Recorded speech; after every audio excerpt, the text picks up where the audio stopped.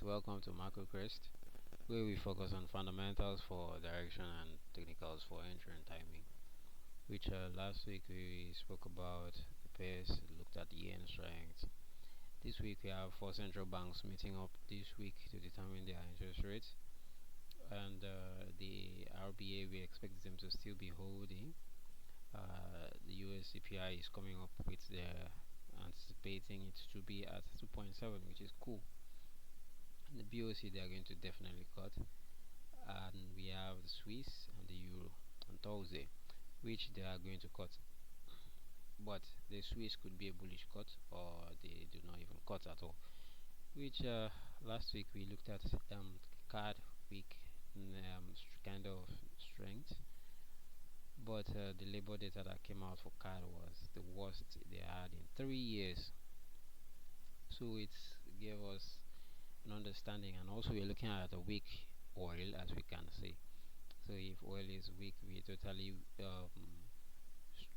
weak on the card, we're weak on the euro, we're weak on NZD, bullish on USD, bullish on Aussie, and then bullish on the pound because they are not cutting yet, still on the table for that. And Aussie is bullish, but they are just having some setback because of the Chinese market reaction. So the pound card, as you can see, we have a bullish market move, expecting this guy to continue to the upside, and then price should come to the daily demand, which is I'm not expecting market to pull back that deep, but should it do that, it would be fantastic. And we've been talking about strengths, bullish should be going to the upside, so that's our target 184. So that's about 400 pips.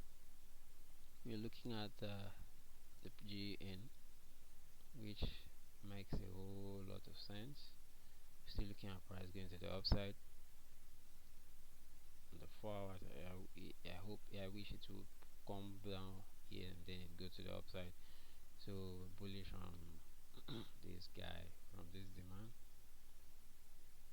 Looking at the GU, the GU, as anticipated last week, we expected price to mitigate this demand and go to the upside. So I'm expecting it to complete this, but should it not, no problem. Prediction we're still bullish, but we might see some form of price action. But since the euro will be cutting their interest rates, it's going to boost the USD a whole lot. And if it's going to boost the USD card is still bullish too. So when we're looking at it from this weekly standpoint, 4 hours and the daily, what we do see is the price would still rally higher. And then we have the euro yen. So we're looking at the euro weakness. So looking at this guy shorting, as you can see on the weekly. So I'm expecting this guy to pull back and still continue.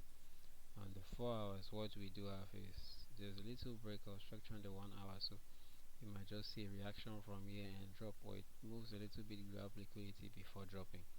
That's what we're looking out for. And the euro USD, I'm still bearish on this guy, but I'm expecting price to get to this weekly supply, so this would be very beautiful shots.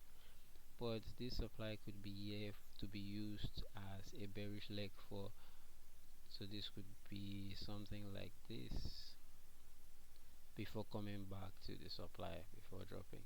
So that's for that. So we might see the market just stop here and then drop. That's what we're expecting. Basically we just be reacting this week because there's so much uncertainty, too much volatility is going to be in the market. So let's react and not predict for this week. Have a nice trading week.